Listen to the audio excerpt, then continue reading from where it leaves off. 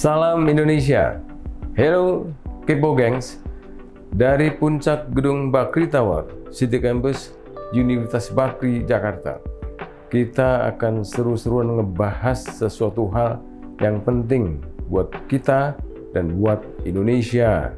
Ya, seperti kita tahu bahwa akhir-akhir ini UMKM kedengeran atau semua orang paham menjadi pilar ekonomi negara Indonesia. Sudah 2 kali krisis tahun 88, tahun 98, terbukti mereka yang jumlahnya 99,9% dari pelaku usaha dan menyumbangkan 8.500 triliun sekitar itu kepada PDB Indonesia, itu menjadi pilar yang kuat. Nah, namun dari sekian usaha itu sebagian sukses, tapi banyak pula yang masih merayap atau bahkan gagal. Pada podcast Kepo dengan tema Entrepreneurial Leadership dan episode Scaling Up Startup ini, kita akan mengundang seorang tamu yang pengalaman baik secara pribadi maupun profesional dalam memberikan coach, membimbing, mendampingi UKM dari mikro, kecil hingga menengah. Bayangkan, bahkan ada yang mikro langsung lompat 2 kelas ke menengah. Siapa dia? Tamu kita, Bang Hilman. Apa kabar, Bang Hilman? Salam Indonesia. Salam Indonesia, sehat? Sehat sekali. Luar biasa. Setahu saya, kegiatan Anda pribadi ini ke laut, ke gunung, dan macam-macam. Ceritakan. Oke, kegiatan saya yang banyaknya adalah ke laut. Oh. Kenapa? Karena saya hobi menyelam. Di samping itu saya juga instruktur menyelam. Menyelam laut ya? Iya, ke dalam laut. Ya. Laut ya? Bukan menyelami hati. Sampai berapa meter? Tergantung sertifikasinya. Kalau masih open water itu sekitar 18 meter maksimum. Udah itu kalau advance sekitar 35 meter. Siang atau malam tuh? Siang, malam, pagi, subuh, tengah malam saya sudah melakukannya juga. Belasan meter ke bawah ya, permukaan air laut ya. Oke. Kemudian selain menyelam itu rutin lah, tiap bulan pasti saya ada menyelam. Tempat penyelaman yang bagus, saya udah menyelam di Filipina, Thailand, di Middle East, di Indonesia. Kayaknya Indonesia paling top deh. Raja Ampat, tetap paling bagus kita ya. Ya, tetap paling bagus. Banda, Komodo itu salah satu highlight di Indonesia. Hampir semua orang yang gemar menyelam tuh senang akan datang ke sana. Selain itu, saya juga suka naik gunung. Di Indonesia ya SMA kan saya udah kuliah itu Semeru, Coremai, namanya yang di Lombok tuh, Jawa, Lombok ya, Rinjani ya Pak? Ya, Rinjani. Sudah, Pangrango Gede sih itu tempat latihannya. Dan saya pernah kerja di Timor Leste 4 tahun dan saya naik gunung tertinggi di Timor Leste, Ramalau. Itu juga, Timor cuman Leste. Agak unik gunung di Timor Leste karena sampai puncak ada tangganya, jadi kita harus berdiri nyaman naik di tangga karena setiap bulan Oktober ada perayaan Bunda Maria di sana. Adat mereka itu ya. Selain itu ya Malaysia juga, ke Nepal. Paling tinggi saya naik gunung sekitar 6.200 meter. Nepal, apa itu? Himalaya ya. Saya naik ke puncak Klobuchar East itu 6.200, naik turun sekitar 29 hari. 29 hari. Itu kan dingin itu ya? Dingin, karena saya itu di samping di dalam 29 hari itu 3 hari saya latihan ice climbing. Karena kan di sini kita pakai batu atau tanah dindingnya batu dan tanah. Kalau di sana es, jadi kita harus latihan pakai es, pakai krampon sama SX. Menyelam ke kedalaman air laut, mendaki ke ketinggian gunung ya? Apalagi? Betul. Ada Selain lagi kah? Itu saya suka berlayar, saya punya license internasional untuk berlayar. Di Indonesia paling berlayar juga daerah-daerah Bali karena sewa botnya di Bali dan agak mahal lah dibandingin di tempat Malaysia maupun di Thailand. Saya suka di Thailand karena sewa botnya lebih murah. Itu pernah saya solo sailing 10 hari di Andaman Sea. Jadi Andaman Sea, Thailand ya. Thailand itu perbatasan Indonesia kan ada tuh. Thailand Iya, perbatasan. iya, di perbatasan. Berapa hari itu? 10 hari. Berlayar sendirian di tengah lautan 10 hari itu. Betul. Biasa. Saya hanya berlayar di siang hari karena license saya, SIM-nya saya itu hanya buat siang. Jadi pada saat menjelang malam saya mencari pulau, saya mooring. Kalau di Indonesia pakai jangkar, kalau di Thailand pakai mooring, kita harus ditautin. Di situ kita bermalam di situ. Alasan saya kenapa memilih license-nya siang, malam saya khawatirnya kena jerat itu nelayan. Nanti jaring ya, jaring nelayan nanti malah sulit buat saya. Iya, baik, luar biasa nih. Pengalaman pribadi, kegiatan personal dilakukannya sendiri lagi gitu ya. Nah, apakah itu terkait dengan profesi Bang Hilman nih? Saya dengar bisa membantu anak-anak muda dalam mengembangkan atau memulai usaha UKM, startup. Oke, startup. Saya juga sebagai coach, akselerator bisnis coach. Kebanyakan teman-teman istilahnya tuh entrepreneur itu saya akan coba coach dengan batasnya adalah omsetnya sekitar 200 juta per tahun. 200 juta sekitar setahun. 18 juta per bulan omset omset, bukan untung. Omsetnya. Okay. Nah itu saya mulai nge-coach dia sampai diharapkan dalam waktu 2 tahun maksimum 3 tahun dia bisa mencapai 15 miliar. 15 miliar. Tunggu. Itu berapa tadi? 250 juta. Itu kan usaha level mikro ya? Iya, betul. Kemudian mikro kan naik kelas kecil kan? Iya. Ini lompat langsung ke menengah jadi 15 miliar. Iya. Gimana seru ceritanya? Untuk coach itu saya biasa tanya-tanya dulu. Saya tanya dulu dia mau di coach kenapa, passionnya seperti apa, apakah hanya cuma cari uang atau ada passionnya. Kalau cuma cari uang, saya pikir berat untuk nge-coachnya. Tapi kalau passionnya misalnya saya mau bisnis makanan, dia passionnya misalnya membuat sambal. Nah sambalnya dia selalu ngulik tuh. Akhirnya gimana sih scaling up-nya? Itu saya lihat di 4 pilar, yaitu people, strategi, kemudian eksekusinya, sama cash-nya. Scaling up di aspek people, aspek strategi, eksekusi, dan cash-nya. Iya. Ya. Nah, kelihatannya panjang nih ceritanya nih. Jadi kelihatannya kita akan bagi beberapa episode ya.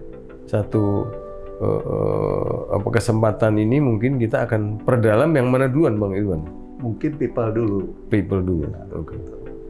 Kenapa? Karena kalau scaling up itu dari datanya Vern Harniss itu misalnya dari 1M dia mau meningkat ke 10M, itu dari 100% yang 1M hanya 4% yang mencapai 10M. 100% yang 4M hanya 4% yang bisa 10M. Dari 10M ke 100M itu juga cuma 4%. Dan dari 100M ke 500M itu sekitar 4% juga yang survive perusahaan. 4 kali 4 kali 4 kali 4 ya. Jadi 60. Kecil sekali. 4, iya. Kali lagi 4 berarti hanya 2, ya. Atau 0,2 sekian persen ya, dari yang awal. Betul. Oke. Luar biasa. Mungkin dinamikanya, apakah tantangannya, atau ada yang setup pertamanya? Pertamanya sebetulnya kita harus tahu visi, misi, sama core value dari usaha yang akan dilakukan. Visinya mau apa sih sebetulnya? Visi besarnya lah. Yeah. Kalau mau lebih mudah, misalnya saya suka menyelam nih. Visi saya adalah membersihkan lautan dari sampah-sampah misalnya. Itu visi besarnya. Tapi kalau sulit untuk menemukan visi besarnya, ya lihat aja UN Millennium Goal-nya. Kan ada 17. Ada apa? Sekolah anak-anak atau apa, terus kesejahteraan perempuan atau egaliter, sama-sama tidak ada diskriminasi, bisa dari situ visinya dilihat dari situ. Setelah itu misi itu adalah aktivitas untuk menuju ke visi tersebut. Jadi menarik nih, meskipun dia itu mikro kecil, dia sudah harus punya visi. Ya, harus. Itu nggak terlalu mewah buat perusahaan kecil begitu, seperti korporasi besar aja tuh ya? Nggak, banyak perusahaan kecil juga ternyata banyak di daerah. Waktu itu saya nge-coach ada dari Sidoarjo, terus dari Semarang, itu ada ibu-ibu, ada bapak-bapak. Dia udah ada berpikiran waktu zaman pandemi kemarin. Ada yang bisnisnya makanan, kenapa saya bisa membantu tetangga. Terus saya tanya, tolong ibu pikirkan mimpinya apa. Saya tanya, tunggu segala macam, akhirnya oke, saya mungkin bisa membantu orang-orang yang kelaparan. Itu juga itu. Caranya gimana? Kalau bisnisnya besar, nanti sebagian makanannya akan saya sumbangkan. Seperti itu. Mereka saya tuntut supaya bisa menemukan visi yang besar. Jadi itu malah aspek sosial ya, karena kan di sosial, bukan mikirin diri sendiri. Bang Hilman ini mengajak mereka untuk mikirin orang lain lebih dulu ya. Dari mulai bersihin sampah di laut, ngasih makan orang lain, bukan untuk saya harus makan dulu. Bukan. Makan emang tujuan pertama biasanya pengusaha itu saya makan dulu. Oke, habis makan apa nextnya? Nextnya apalagi. Nah itu saya coba nge-push itu orang supaya bermimpi besar dulu. Jadi step by step, misalnya oke, pertama saya makan dulu, keluarga dulu, udah itu komunitas kita aman, udah itu baru bisa. Ya ketika awal justru berpikir di akhir ya. End in mind-nya apa, baru ketika merencanakan step by step dari depan dia terus. Nah itu kenapa itu? Karena kan kadang-kadang kalau kita berpikir saya cari uang nih, saya jualan makanan untuk cari uang buat makan. Pada saat dia stuck, dia ternyata kok saya cuma cari uang seperti gini gitu kan. Nggak ada mimpi besarnya kan. Nah kalau ada mimpi besar, kalau saya semangat, berarti bisa kontribusi ke orang lebih banyak lagi. Ya lagi-lagi kan apa manfaat kita ya kepada sekitar, lingkungan, kepada sesama ya. Betul. Itu mimpi pada akhirnya nanti. Jadi kira-kira konon orang bilang kan kalau bercanda di warung tuh, lu mau diangkat keranda lu ketika mati terakhir itu mulai 1 orang, 2 orang atau ribuan orang. Jadi makin baik orang, sebaik-baik orang lah yang memberikan manfaat yang lebih banyak, paling banyak kan. Iya. Kesesamanya.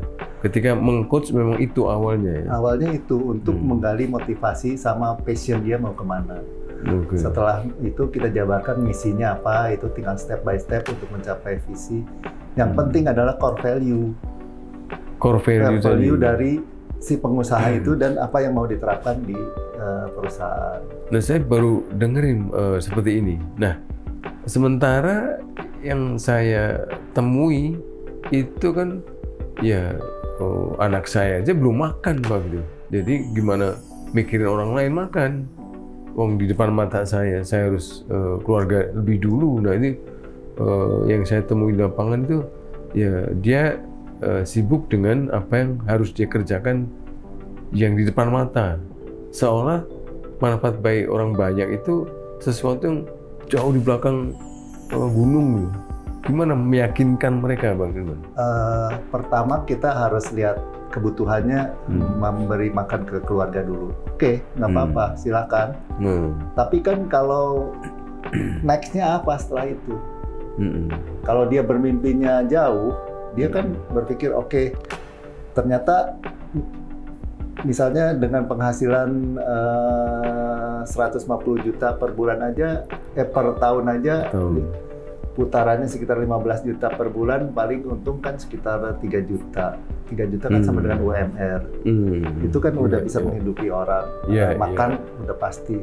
Setelah itu kalau dia berpikiran cukup segitu, dia stuck di situ. Dia nggak akan berpikir, saya mau 15M misalnya targetnya. Kalau dia bermimpi targetnya 15M, minimal setengahnya kecapai aja udah bagus kan. Tapi kalau kita cuman berpikir cuman 15 juta per tahun atau ya kira-kira UMR per bulan, akhirnya dia ada kenyamanan di situ. Kalau sudah nyaman dia nggak akan berkembang. Ya udah cukup aja di situ. Padahal harga makanan kan naik terus. Nah, itu bisa dikerjakan oleh semua orang ya. Bisa. Artinya apakah hanya orang-orang tertentu yang bisa mengerjakan itu?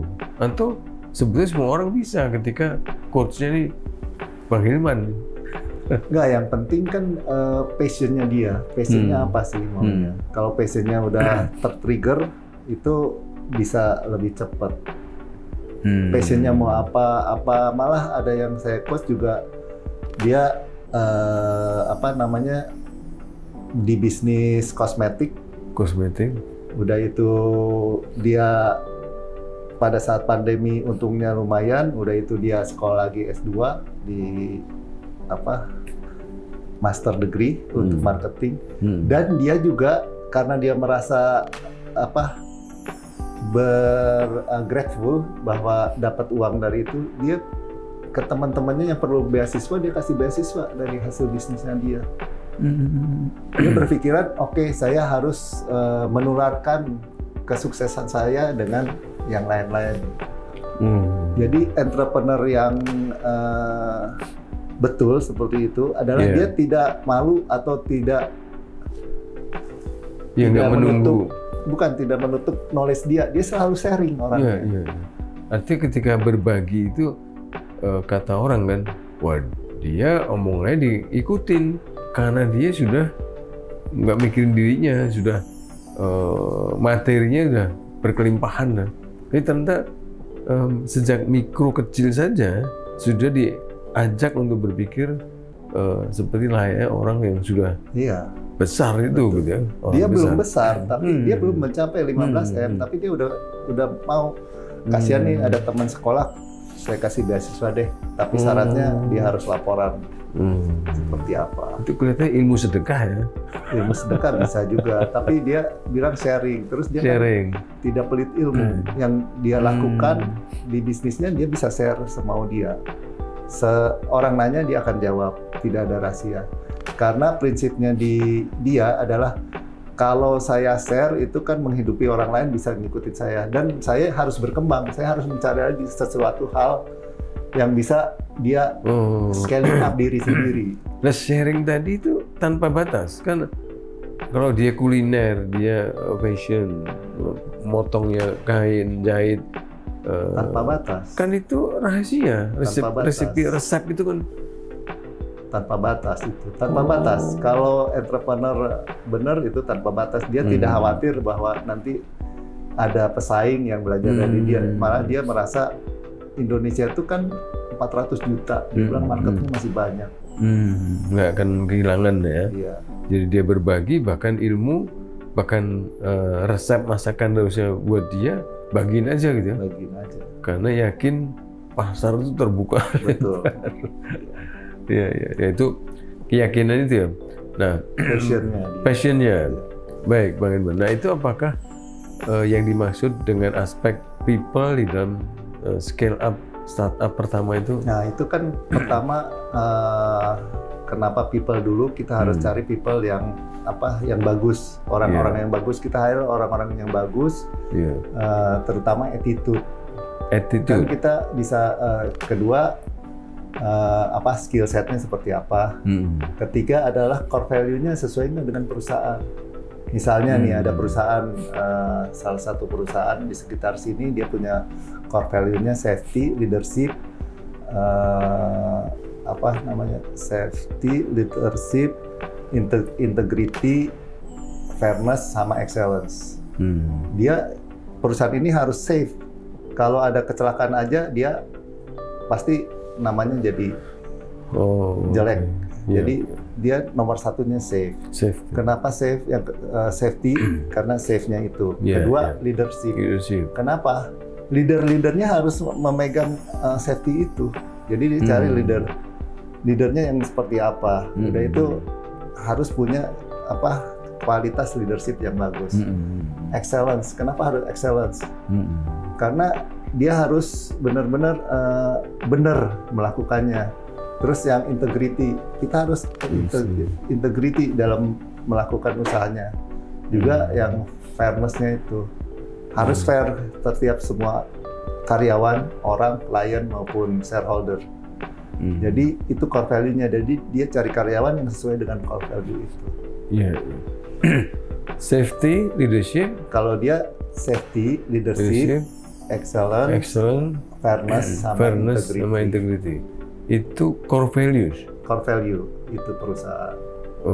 Itu contoh atau harus semua? Enggak, itu contoh salah satu perusahaan. Oh, itu kan, dia itu. Nature bisnisnya harus safe kan? Oke.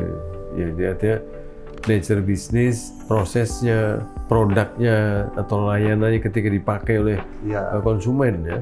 Harus tetap di garis itu. Misalnya ada yang orang sembarangan atau apa. Misalnya nih, saya suka sailing kan.